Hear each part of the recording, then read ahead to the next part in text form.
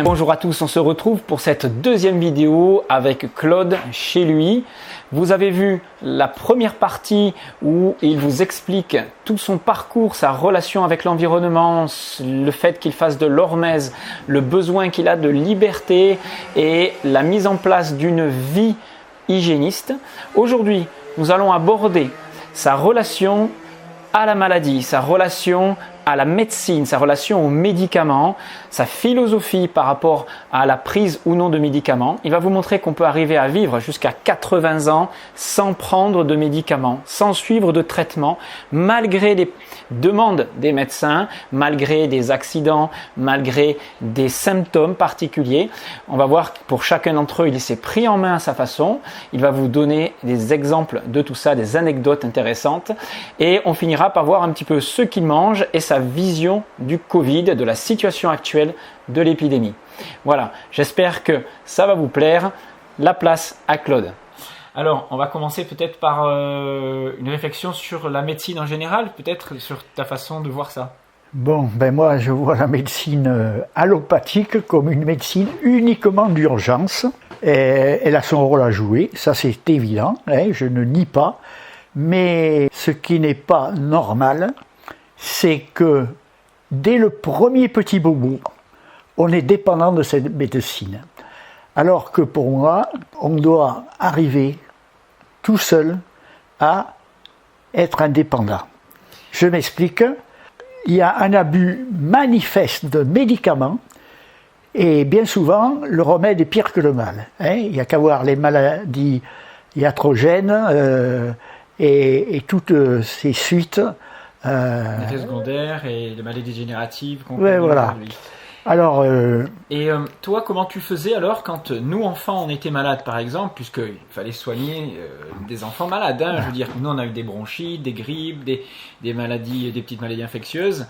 Qu'est-ce que tu faisais? Qu'est-ce que tu as mis en place? Eh bien, c'est tout simple. Quand je voyais que ça pouvait être grave, je faisais appel à un médecin pour le diagnostic. Et une fois que le diagnostic était posé, s'il n'y avait pas de danger, ce qui n'a été jamais le cas, je m'occupais moi-même de mes enfants. Alors, la première chose, c'est que je contrôlais la fièvre. La fièvre, c'est très bon, il ne faut pas la stopper, mais il faut la limiter. Et pour ça, j'utilisais les bains de siège. D'ailleurs, ça faisait rire un peu mon médecin, enfin un rire jaune, parce qu'il arrivait à me traiter de criminel. Alors, je leur donnais rendez-vous dans les heures qui suivaient. S'il y avait urgence, je faisais appel à eux. Si je ne les rappelais pas, c'est que tout s'était bien passé. Alors bien sûr, on était à la diète, on prenait des bains de siège froids, je me souviens de ça. On n'était pas toujours content d'ailleurs, parce qu'il était vraiment froid. Mais c'est vrai qu'on n'a jamais eu besoin de Doliprane, par exemple, pour faire baisser la fièvre ou des choses comme ça. Moi, je me souviens de ma fille qui avait 40 et quelques. Le médecin est venu et comme il n'y avait rien de grave, pour lui, bien sûr, c'était le médicament immédiatement. Alors, le lendemain matin, suite au bain de siège, il était tombé à 37. Voilà. Et la fièvre avait fait son travail de nettoyage. D'accord. Alors, toi, plus tard, quand tu as eu, je sais pas, alors la première maladie que tu as eue, c'est une grippe dans 69 et tu en as fait une deuxième en 2012. C'était même pas une grippe, c'était une trachéite, un truc comme ça. Voilà, donc là tu avais 72 ans et avant tu étais plus jeune. J'avais 29 et c'était suite à beaucoup de fatigue, à un changement dans ma vie. D'accord, donc il y a des facteurs émotionnels plus des stress de vie, quoi. Manque de sommeil et tout, bon. Mais la grippe, elle a été vite passée parce que je n'ai pas fait appel au médecin, bien entendu. J'ai appliqué mes propres méthodes, la sudation dans un premier temps, et le jeûne, et puis le repos, c'est tout. Et c'est passé très bien en 5-6 jours. Voilà. Oui, comme toutes les grippes, quand on les laisse et avec des médicaments, ça aurait été aussi long et avec les conséquences secondaires, effets secondaires. Voilà. Surtout qu'il n'y a pas de médicaments qui traitent la grippe. Bon. De toute façon, les médicaments, il n'y en a jamais eu chez moi en ce qui me concerne. D'accord. Et dans tes méthodes de vie, alors parce que en fait, si tu n'as pas de maladie, si tu n'as jamais eu de symptômes, de maladies graves, de maladies dégénératives, de maladies chroniques, même pas d'arthrose, de choses comme ça, tu attribuerais ça à quoi dans ton mode de vie? On ne peut pas être malade sans une surcharge de l'organisme. Surcharge physique, surcharge émotionnelle, tout le stress tue, hein, on le sait très bien. Hein. Alors, si on n'a pas une hygiène de vie où il y a une alimentation saine, non chargée en poison, comme c'est le cas de plus en plus, hein, l'eau, pareil, l'air que l'on respire, pareil, les médicaments qui détruisent aussi, pareil, hein, toute cette accumulation amène à fragiliser l'organisme, l'intoxiquer, et c'est la porte ouverte à toutes les maladies hein, aiguës et chroniques. D'accord. Hormis ces aspects environnementaux, toi, dans ton alimentation, qu'est-ce que tu prônes? Qu'est-ce qui est important quand tu te fais ton assiette? Alors, on en verra une tout à l'heure, hein, d'assiette encore aujourd'hui. Qu'est-ce qui est important dans ton repas? Dans mon repas, c'est l'équilibre. Hein, je ne parlerai pas du classique protéines, glucides, lipides. Hein. Ça, pour moi, c'est dépassé en grande partie. Ce qui compte, c'est qu'elles sont une nourriture vivante, qui apporte la vie, et non pas une nourriture dénaturée, empoisonnée, qui peut qu'empoisonner le corps. Hein. D'accord, alors toi tu utilises tu commences toujours tes repas par du cru, hein? Il y a toujours des éléments vivants, crus. Crudité, graines germées, et puis bien entendu, levure, tous ces petits trucs. Hein. J'utilise aussi beaucoup le pollen, oui. Les produits de la ruche, pour moi c'est... Mais pas un pollen, on va dire, d'élevage en plaine, hein. C'est un pollen de montagne. Hein, oui, voilà, oui, oh là, c'est pas le pollen si vous prenez des pollens qui viennent de la plaine avec tous les traitements que subissent les fleurs, vous vous empoisonnez, ça c'est sûr. Alors, il t'est arrivé quand même d'avoir recours à la médecine d'urgence, hein, dans une ou deux situations. Alors, donc tu as 80 ans, et cette année, donc, tu as eu 2 grosses chutes en vélo, hein, parce que bon, tu fais du vélo, hein, on le sait, en altitude, dans les Pyrénées, en hiver, en été, tous les jours pratiquement. Avec beaucoup de verglas. Voilà, et ça a glissé pas mal cette année.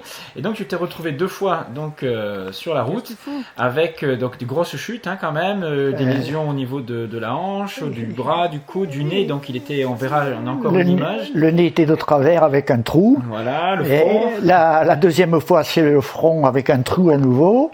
Alors, comment tu as réagi justement dans cette situation-là aujourd'hui? Ben, d'abord, j'ai commencé par me relever, et quand j'ai vu que ça coulait pas mal, j'étais seul en montagne. Bon, je suis rentré, j'ai remonté le col, je suis rentré chez moi au bout d'1 heure, et puis là, une bonne douche pour enlever toute la boue et tout le reste, et les huiles essentielles. Hein, et tu as quand même fait appel à une infirmière pour tes pansements, hein, quand même. Voilà. Et au médecin. Alors, le médecin, qu'est-ce qu'il voulait faire? Alors, le médecin commence par me parler de tétanos. Alors, ça s'est très mal terminé. J'ai raccroché. J'étais pas venu pour me faire donner une leçon, mais pour une aide, ce qui n'a pas été le cas. Alors, je me suis débrouillé tout seul. Je te coupe juste parce qu'il a eu peur, il a juste fait son travail.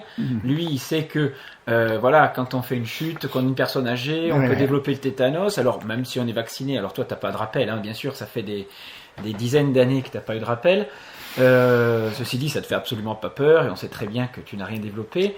Donc toi, tu as fait ta méthode, mais tu as quand même fait appel donc, à une infirmière pour des pansements. Pour m'aider, parce que c'est pas pratique de se faire soi-même ses pansements. D'accord. Bon, et comme cette infirmière était ouverte, là je l'ai très bien accepté, on a discuté, et puis de toute façon, on s'est mis d'accord sur le protocole, et parce que l'urgence, il m'a envoyé en urgence, comme il voulait le faire, mais seulement l'urgence, pour eux, c'est attendre 6-7 heures. Oui. Alors, des urgences de 6-7 heures, moi, je ne comprends pas. Hein. Alors, moi, mon urgence, je me la suis fait toute seule, avec elle, et on en est venu à l'argile. Parce qu'elle, toute infirmière qu'elle était, elle avait soigné ses enfants avec de l'argile. Hein, comme moi. Alors, donc, on a fait un gros emplâtre, Donc, le cataplasme d'argile sur le nez. Hein, sur le nez, et puis ensuite, 6 semaines après, sur le front. Et tout a parfaitement cicatrisé, il n'y a pas eu d'infection, rien du tout. Tu n'as pas eu quand dans ta chute, tu as chuté lourdement quand même en vélo, sur la hanche, donc tu n'as pas eu de fémur cassé. J'ai testé ma coxo-fémorale. Voilà, tu as testé ta résistance le col du fémur des vieux, soi-disant fragile. Voilà. Bon, c'est fragile pour ceux qui sont fragiles, c'est tout. Voilà, bon, tu as fait toute ta vie du sport, tu as stimulé ta densité osseuse, voilà, donc tu l'entretiens. Tout ce qui ne me tue pas me rend plus fort. Voilà. C'est un message de prévention en fait, que tu es en train de donner. Il y a un moment donné de ta vie, là, il y a une dizaine d'années, où tu as eu des poussées de tension. Où tu as encore des fois, le matin, en te levant, une tension relativement haute. Et puis, il suffit que tu fasses du vélo, tu sortes, et que l'après-midi, ta tension, elle baisse. Non seulement elle baisse, mais elle arrive à 10. Voilà, elle redevient très basse. De 15 le matin, elle arrive à 10 le soir. Alors, si tu avais écouté tes médecins à l'époque, parce que tu as posé la question à un médecin quand même. Non. Non, parce que je savais la réponse, c'était des statines. Ah oui, d'accord. Alors, c'était pas des statines, c'était des hypotenseurs. L'hypotenseur, oui, les statines, c'est pour les... C'est pour le cholestérol. Je confonds. D'accord. Alors, c'était directement médicament? Ah oui, mais ils connaissent que ça, de toute façon. Ils ne veulent pas prendre de risques. Et toute leur culture, c'est ça. Bon, c'est leur choix. Mais moi, je suis responsable de mon corps. Okay. Donc, je ne mets pas mon corps, ma santé, entre les mains des gens qui font des choses que je réprouve. D'accord. Alors, bien sûr, tu n'as pas pris de médecaments. Ta tension, elle fluctue. Le après-midi, elle est très bonne. Elle est très bonne. Oui, il se passe rien de c'est tout, mais ma tension, elle monte. Sitôt que j'ai une conversation avec un to-be. D'accord. Parce que la tension chez moi, c'est surtout suite à des discussions un peu houleuses. D'accord. Alors, on ne peut pas appliquer ça avec tout le monde. Tout le monde n'a pas eu une vie préventive, et puis on n'est pas à l'abri même de faire des pathologies. Tu as même fait des pathologies soi-disant dangereuses au niveau de la peau. Quand on a montré les images, tu avais un diagnostic de carcinome au niveau de la peau. Moi, je l'ai montré à une dermato, et la photo. Tu l'as soigné pendant plus d'1 an. Tu avais des saignements dans le dos avec une tache d'1 centimètre large. L'argile a fait son œuvre. Ouais, alors on ne sait pas ce qui a fait son œuvre. On sait que un médecin t'aurait fait opérer. Oh là là. Tu aurais peut-être fait un prélèvement, des traitements de chimio, on ne sait pas. Tu as déjà eu des diagnostics aussi au niveau de la peau parce que tu as des croûtes à cause de ton exposition au soleil, ou on ne sait pas trop. Ouais, alors c'est bizarre qu'au visage t'es rien par contre, mais si on montrait au niveau de la peau, tu as quelques petites. Un dermato, il s'affolerait, il m'envoie de suite aux urgences. Il y en a un qui t'a déjà prescrit quand tu avais... Non, on m'avait prescrit que j'avais une peau précancéreuse, qu'il ne fallait plus que je me mette au soleil. Ah oui, d'accord. Et je ne les ai pas écoutés, je suis toujours au soleil. Je n'en abuse plus comme avant. En tant que naturiste, on adore le soleil. D'accord. Bon, et bien souvent, on oublie un peu que ça a quand même beaucoup d'avantages, mais aussi quelques inconvénients. Oui, ça accélère un peu le vieillissement cutané, on le sait. Mais en tout cas, ça n'a entraîné aucune dégénérescence cutanée chez toi, pas de maladie cancéreuse, rien. Ouais. Ça fait 10-20 ans qu'on t'en parle, et c'est toujours la même chose. Mais si tu avais suivi les médecins, tu aurais eu déjà peut-être une opération, peut-être on t'aurait brûlé tes taches, on t'aurait fait plein de choses. J'ai même un ostéo que je connaissais très bien, de renom d'ailleurs, qui lui m'avait prescrit que je me brûlais la vie. Parce que je faisais trop de sport, je faisais trop de ci, trop de ça. Et j'aimerais bien le revoir maintenant, parce que il verrait quand même le résultat.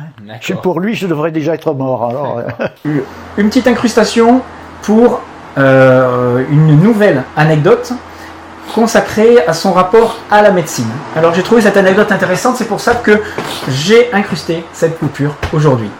Alors Claude, raconte-nous cet épisode où un médecin t'avait proposé d'un traitement pour limiter ton acide urique qui était un petit peu haut sur une analyse sanguine. Étonnant, mais qu'est-ce qui s'était passé? Eh bien, à l'époque, j'étais un peu obnubilé par la prise de poids, étant donné que je faisais du sport et qu'il me fallait 2-3 kilos en plus. Alors donc j'avais un peu forcé sur des aliments, et je me suis retrouvé avec un peu d'acide urique en plus. Alors, lors d'une analyse de sang, ça a été prouvé. Et donc mon médecin m'a dit, on va remédier à ça. Alors il a commencé à me préparer son ordonnance avec ses médicaments, mais j'ai dit, docteur, doucement, moi, maintenant que j'ai le diagnostic, je peux peut-être m'occuper de mon propre corps. Hein. Je ne veux pas renier vos médicaments, mais je préfère essayer les miens avant. Alors il m'a dit, comment vous allez faire? Je lui ai dit, vous allez voir, vous me donnez combien? 3 semaines. Il m'a dit, ok, on prend dans 3 semaines nouvelle analyse. Donc je m'en vais, je me prépare mon régime, et 3 semaines après, prise de sang, plus d'acide urique. Stupéfaction de mon docteur, qui me demande, comme ça, comment vous avez fait? Alors je lui ai dit, tout simplement, j'ai fait une grosse cure d'oignons. D'oignons crus, d'oignons cuits, et vous voyez le résultat. Alors, sa réponse, vous alors. Mais comment voulez-vous que je soigne mes patients avec des oignons? Voilà. Alors, c'est un exemple parmi tant d'autres, parce que j'en ai eu d'autres dans ma vie. Hein. Alors, simplement pour prouver que ce n'est pas inéluctable de passer par les médicaments. Maintenant, je n'aurais pas réussi, et il y aurait eu un danger, je me pliais à l'allopathie. D'accord. Mais j'évite toujours d'en arriver là. Alors, ce qui est intéressant, c'est que on imagine que tu n'aies pas de démarche alternative, naturelle, face à un symptôme. Toi, tu as traité un petit peu les causes, tu as quand même pris un médicament, on va dire, naturel, hein, on est bien d'accord, hein, c'est quand même un médicament antisymptomatique, hein, une plante, on sait que ça a des propriétés diurétiques, anti-acide urique, mais une personne qui n'aurait pas suivi ce fonctionnement-là, elle aurait été soumise à un traitement anti-acide urique pendant une longue période, sans doute, hein, d'analyse en analyse, sans avoir de remise en cause de son hygiène de vie, de son mode de vie. Elle aurait été sans doute considérée comme une forme de maladie chronique, comme on peut le faire, ou comme tu aurais pu l'avoir été quand on t'a proposé des hypotenseurs. On aurait très bien pu te laisser sous hypotenseur pendant des années, des mois, alors que ta tension est redevenue normale, sans médicaments. Voilà. Donc en fait, ce qu'on peut peut-être reprocher à la médecine allopathique, aux médecins, c'est de ne pas s'ouvrir à une autre façon de faire et de ne pas faire confiance aussi à des personnes qui sont capables de s'informer, de se prendre en main. Et c'est comme s'il y avait leur vision des choses, leur façon de faire et pas d'autre. Mais ça ne veut pas dire que dans certaines situations, on ne doit pas avoir recours à des médicaments. On est bien d'accord que les médecins font ce qu'ils peuvent, qu'ils agissent parfois en ayant bonne conscience, en faisant ce qu'on leur a appris. Mais ce qui est dommage, c'est que des fois, ils ne s'imaginent pas qu'il puisse y avoir une autre façon de travailler face à des symptômes, face à des maladies, sur le terrain, à travers une hygiène de vie, quoi. Oui, une hygiène de vie que je constate qu'à travers les patients ne font absolument pas non plus eux le travail. La démarche. J'ai encore un exemple aujourd'hui. J'étais dans une station thermale où je suis passé. On traite l'obésité. Oui, le diabète aussi. Diabète, obésité. Et ces patients-là, je les ai retrouvés à midi au restaurant. Et croyez-moi, c'était pas un repas de curiste. Voilà. Alors, vous comprenez bien que s'il n'y a pas un travail en coopération, c'est voué à l'échec. Le médicament ne fait pas tout. Non, chacun doit y mettre du sien. Alors, on a bien compris que tu étais capable de vivre sans médicaments, que tu as vieilli sans médicaments. Alors, c'est peut-être le fait d'une bonne hérédité, certains vont te dire, mais je pense qu'il y a ce qu'on appelle l'épigénétique, qui a joué un rôle important. Tu as permis à ce qu'il n'y ait pas l'expression de certains gènes dits pathologiques, c'est ce qu'on appelle l'épigénétique. Ça, c'est ton mode de vie. Ça t'a pas empêché d'avoir des petites choses, mais tu n'as jamais eu besoin de traitement en urgence. Alors, maintenant, j'aimerais avoir ta vision, ton regard d'ancien Par rapport à cette épidémie de Covid qu'on vit aujourd'hui, la façon dont elle est gérée, et comment tu as d'abord vécu le confinement, toi qui as besoin de liberté? Bon, le confinement, je ne vais pas me plaindre par rapport à ceux qui étaient bloqués dans leur maison, puisque je suis en montagne, que j'ai un grand jardin, et que j'avais droit à 1 heure par jour pour m'exprimer physiquement. Ce que je ne me suis pas privé, c'était mon seul exercice extérieur, mais à l'intérieur, il y a la musculation et beaucoup d'autres choses qu'on peut faire. Alors, aujourd'hui, on parle de recrudescence de l'épidémie. On est en plein été 2020 parce qu'il y a des jeunes qui font soi-disant des clusters, ils se regroupent, etc. Les gens ont peur, ils mettent des masques. Toi, comment tu vois aujourd'hui le fait que s'il devait y avoir une recrudescence importante, on te reconfine, on t'oblige à porter des masques dans la rue? Parce que tu es un sujet à risque, tu es le premier concerné. Oui, je me sens vraiment une personne fragile. 80 ans, bon. Mais moi je trouve ces choses aberrantes, que ce soit l'âge qui compte, et l'âge du calendrier et non pas l'âge physiologique. Parce que moi, quand je fais du vélo, il y a des jeunes de 20, 30, 40, 50 ans que je double dans l'école. Hein. Alors ça veut rien dire pour moi. Hein. Bon, je trouve que cette privation de liberté, qui ne fait pas des cas personnels, je reconnais que c'est peut-être difficile, mais on ne responsabilise pas les gens. Si les gens se sentent fragiles, ils mettent le masque, hein, ils se confinent chez eux. S'ils ont la trouille, c'est leur droit d'avoir la trouille. Et certains, ils ont bien raison d'avoir la trouille dans l'état où ils sont. Hein. Oui, mais ils y sont un peu pour quelque chose aussi, d'être dans cet état. Et j'accuse le gouvernement de ne pas faire son boulot quand il laisse les multinationales, en fait tous les lobbies, laisser empoisonner la population par l'alimentation et tout le reste. Et surtout, peut-être ne pas leur permettre de se remettre en cause, ne pas leur montrer qu'il existe une façon de prévenir les choses. Oui, et surtout qu'ils soient manipulés.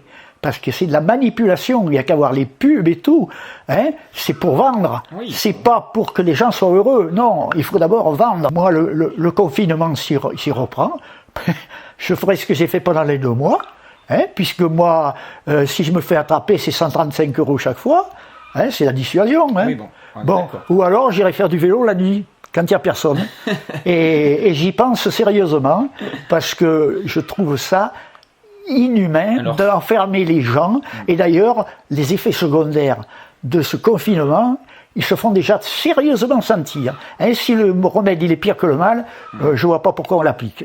Alors oui, par rapport à ça, les personnes âgées qui ont été confinées, ils ont été privées de lumière, de soleil, ils ont été privés de mouvement. On sait que la sarcopénie, la baisse de la musculature, est une baisse de vitalité chez les gens qui accélère le vieillissement. Ils ont été privés du côté relationnel, de leur famille. Donc on a tout fait vraiment pour dégrader leur état, quoi. Voilà, c'était exact. C'était complètement l'inverse de ce qu'il aurait fallu faire. Mais non. Sans côté qu'ils ont dégradé, ils ont sérieusement dégradé l'économie et qu'il va falloir que tous on paye maintenant. Alors, il y en a qui vont te rétorquer que tout le monde a le droit de choisir de se protéger, on est bien d'accord, mais imaginons que tu sois malade à un moment donné, que tu développes une maladie importante, ou que tu aies même le Covid avec des symptômes graves, on imagine, c'est pourquoi pas. Et à ce moment-là, toi qui ne décides de ne pas mettre le masque, donc de ne pas faire tous les gestes barrières, tout ce qu'on impose aux gens, ça voudrait dire que tu es responsable de ta maladie. Je n'ai pas à faire des gestes barrières parce que moi je ne fréquente personne. D'accord. Je suis en montagne, je vois personne. D'accord. Donc je ne contamine personne. En plus, si les gens ils ont le masque, ça veut dire qu'ils sont protégés. D'accord. Ou alors s'ils ont peur de quelqu'un qui n'a pas le masque, ça veut dire que leur masque il sert à rien. D'accord. Il ne protège pas. Toi, tu respecteras les gens de toute façon qui décident de le mettre, etc. Ça, c'est pas le souci. Imaginons maintenant que toi, tu sois malade. La question, c'est, tu as toujours assumé ta maladie. Et je l'assumerai là. D'accord. Toi, tu n'as pas de mutuelle. Je n'ai pas de mutuelle, je n'en veux pas parce que chaque personne devrait participer à ses propres soins dans une proportion en fonction, bien entendu, de son niveau de vie. Oui, hein. bien sûr. Mais quand c'est gratuit, alors là, tous les habits sont permis. Et puis, on voit bien ce qui se passe. Notre Sécu, eh bien, elle est en train d'exploser. Et elle explosera de plus en plus. Parce que c'est gratuit. Allez, moi je paye dans mes cotisations, j'y ai droit. Voilà. Et on a droit au plus cher. Et il n'y a pas de notion de prévention, il n'y a pas de notion de remise en cause de son hygiène de vie. Et toi, imaginons donc que tu sois malade, ça voudrait dire que tu serais prêt à ne pas mettre le masque, mais tu assumerais de payer si tu devais aller en réanimation. Ah oui, d'ailleurs j'ai une cagnotte faite pour ça. Ah, d'accord. Voilà, ma complémentaire, je me la fais moi-même, parce que ça aussi, les complémentaires, elles vont de plus en plus cher. Les gens n'arriveront plus à la payer. Hein. Alors, il vaut mieux se débrouiller soi-même, le plus possible. Maintenant, ça voudrait dire que tu es pour une responsabilisation individuelle, on est bien d'accord, hein, c'est ça que tu prônes, avec, alors ça pourrait être par exemple un système de malus-bonus comme on fait pour la voiture. Oh là là. Je conduis bien, j'ai pas d'accident. Quand j'ai entendu parler de ça à la radio, il y a eu une levée de bouclier. Oui, hein, oui. on le paye pour la voiture, mais on ne le paye pas pour ça. Voilà. C'est ça. C'est-à-dire que les gens qui se comportent en n'ayant pas de conduite à risque, en améliorant leurs conditions de vie, leur hygiène de vie, et qui vont de moins en moins chez le médecin, devraient avoir une sécu, une mutuelle qui serait de moins en moins chère, logiquement. Je dirais même que, à une époque, le fait de prendre des produits diététiques, tout ça, c'était considéré comme produit de luxe. On était taxé beaucoup plus que les gens qui prenaient, je dirais, de la merde. Oui, l'alimentation basique. Ouais. Hein, et on encourageait ça parce que là, il y avait des aides aux agriculteurs. Par contre, ceux qui prenaient soin de leur santé, ils étaient taxés. Et maintenant, les aides, elles vont à la bio. Maintenant, on commence à comprendre que c'est la bio, c'est la vie saine qu'il faut développer. Autrement, on n'en s'en sortira pas. Et comme je le disais il y a 50 ans, la bio est incontournable. Et il y a bien d'autres choses qui vont être incontournables. Alors toi, tu fais pas que de la bio, hein. On a bien vu que tu fais de l'hormèse, que tu vis au grand air, que tu as mis tout ça en place. Mais ça a un coût peut-être pour certaines personnes et tout le monde ne peut pas le faire. Donc il faudrait... Alors, parlons du coût. Il y a le coût réel. C'est vrai que les produits bio, diététiques sont un peu plus chers. Mais si on compte ce que coûte la malbouffe, hein, vous payez pas cher dans le magasin, mais après vous le payez en médicaments, en soins hospitaliers, et tout ça. Etc. Bon, alors en fait, on trouve maintenant que la nourriture conventionnelle coûte très cher. Hein, le bon marché coûte cher. Hein. Ça. Alors c'est tous ces coûts cachés qu'on ne parle surtout pas, parce qu'il ne faut pas faire de tort aux multinationales qui en vivent. D'accord. Et pour finir, il y a tout cet aspect aussi psycho-émotionnel, de stress, de se réaliser dans la vie qui est important quand même, de faire des choses que l'on aime, avec lesquelles on est congruente. Bon, alors maintenant, oui. Malheureusement, le chemin que prennent la plupart des jeunes et des adultes, c'est la société écran que j'appelle. Hein, quand j'entends qu'on passe pour beaucoup plus de 10 heures devant les écrans, moi ça m'affole, parce que je me dis, qu'est-ce que j'entends ? On fait une société de sédentaires, d'obèses, hein, de malades, hein, alors que on a le plus beau pays au monde, hein, et on n'est pas capable d'apprécier les beautés de la nature et les jouissances de la nature, parce qu'on a un tas d'activités dans la nature qu'on peut faire. Et ça, les gens ne le voient pas, et surtout on s'arrange pour qu'ils ne le voient pas. Donc, tu parles de la perte de contact avec la vie, la nature, c'est ça? Oui, c'est une vie artificielle pour moi, c'est tout. Qui est déréglante pour l'homme et qui est bon, visible. Je ne dis pas l'utilité de certains modes de technologie nouvelles, mais ce que je critique, c'est cet abus, cette démence pour les écrans. C'est l'utilité qu'on en fait de ces écrans, hein, puisque toi tu vas passer donc sur une chaîne YouTube et tu vas permettre aussi à des personnes d'avoir accès à de l'information. Oui. Donc c'est aussi un outil pour chercher de l'information et ça peut être intéressant pour ça, mais il ne faut pas oublier que l'homme vient de la nature. Bien, et ben écoute, pour conclure, qu'est-ce que tu voudrais dire par rapport à une petite conclusion par rapport à tout ça?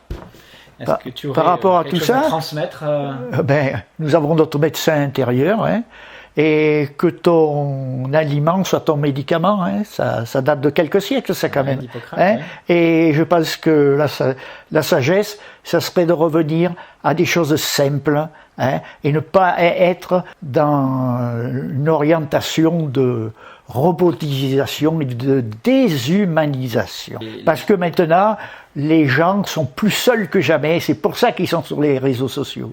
Et ils ont peur aussi. Et oui, et il y a la peur qui est instillée par les gouvernements. Et j'en reviens toujours aux multinationales qui en tirent profit. Hein. Et ça, le virus émotionnel, on n'en parle pas beaucoup. Et pourtant, que de dégâts en ce moment. Oui, on en parle un petit peu sur les réseaux, ça commence à venir. Très bien. Mais écoute, je te remercie pour ces 2 belles vidéos et j'espère qu'elles vont apporter des réponses à certaines personnes, à montrer qu'on peut vivre sans médicaments toute une vie, qu'on peut se soigner tout seul, que on peut vivre avec une certaine liberté en respectant ses principes, en étant congruent, hein, c'est-à-dire cohérent face à ses idées. Et s'assumer le plus possible soi-même. Voilà. C'est ça, s'assumer, mais pour s'assumer, il faut s'informer. S'informer. Il faut avoir la connaissance de son fonctionnement. Voilà. Mais je crois qu'il y a un gros travail à faire, parce que moi, ça fait plus de 60 ans maintenant, puis j'ai commencé gamin, à parler de ça, à essayer de faire des adeptes, hein, d'informer, pas de convaincre, hein, attention, informer, mais j'ai eu en face de moi beaucoup d'autruches, hein, et de somnambules. Qui se réveillent un peu des fois, mais non. Mais maintenant, j'espère que la vie moderne va peut-être, avec ces informations, les réveiller. Et parce qu'il est temps, parce que c'est la survie de l'humanité qui est en jeu maintenant. Ni plus ni moins. Hein, on ne s'en rend pas compte. Hein. D'une forme d'humanité, du moins. Et si on ne change pas de paradigme, on est foutu. Bon, ben sur ces belles paroles, très optimiste, on va quand même se quitter et je te remercie beaucoup et je vais te dire que je suis très fier d'avoir eu un père comme toi, ma mère aussi, je suis très fier d'avoir reçu tout ce que j'ai reçu d'elle et j'espère que je vais pouvoir continuer à transmettre tout ça et ces valeurs à tout le monde. D'ailleurs, moi je te remercie pour ce que tu fais parce que c'est ce que j'aurais aimé faire à une époque. J'ai pris une autre voie, que tu as pris aussi d'ailleurs, hein. Et ma fille, c'est pareil, et elle travaille dans ce sens. Donc je ne peux être que fier et heureux d'avoir de tels enfants. Merci papa. Merci à tous. À bientôt. Et bon courage. Voilà, alors Claude, tu vas te mettre à table. On va juste montrer ce que tu manges. De quoi sont constitués tes repas. Alors c'est surtout le repas de midi hein, qui est un petit peu plus important. Puisque le soir tu le manges très peu. Hein. Voilà. Alors, raconte-nous, qu'est-ce qu'il y a dans cette assiette, cette belle assiette? Des crudités avec des herbes, du persil, de la menthe, du basilic, du thym, de la sarriette, et bien d'autres certains jours. Bon. Donc, l'assiette, végétaux, un peu de cru avec encore, je vois, du champignon, c'est ça? Ouais, un petit bout de hareng, betterave rouge, tomate. Ça c'est, je me souviens même plus, le pipi, là, un truc comme ça. Des graines germées, ça. Donc des algues. T'as jamais eu peur du gluten, toi, hein? Du gluten, t'en as toujours mangé. Oui, mais sans excès, quoi. Sans excès, oui. Voilà. Les fromages du pays. Des algues, j'ai dit. Oui, on voit bien les algues. Il y a du cumin, du curcuma. De l'ail, incontournable pour moi, hein, et du chocolat noir au dessert, une capsule de bourrache, du gingembre, la vitamine C acérola, de la maca, comment ça s'appelle là, la chlorella, voilà, des galettes de sarrasin et d'oignons, maïs-oignon, voilà, fromage du pays. De chèvre du pays, les œufs, ce sont de mes poules bio, bien entendu, et puis là, du beurre cru, hein, pas pasteurisé, avec une petite tranche de jambon cru. Du Bien pays, entendu, tout est bio. Bien sûr, d'élevage naturel, sain. Dans des assiettes et un couvert en bois d'olivier, parce que j'ai horreur de ces trucs modernes. D'accord. Alors je vous ai dit bon appétit, mais je devrais reprendre, comme dit Pierre Rabhi, bonne chance pour vous. Parce que si c'est pas beau, vraiment vous avez besoin que je vous souhaite bonne chance. Toi, tu n'en as pas besoin. Non.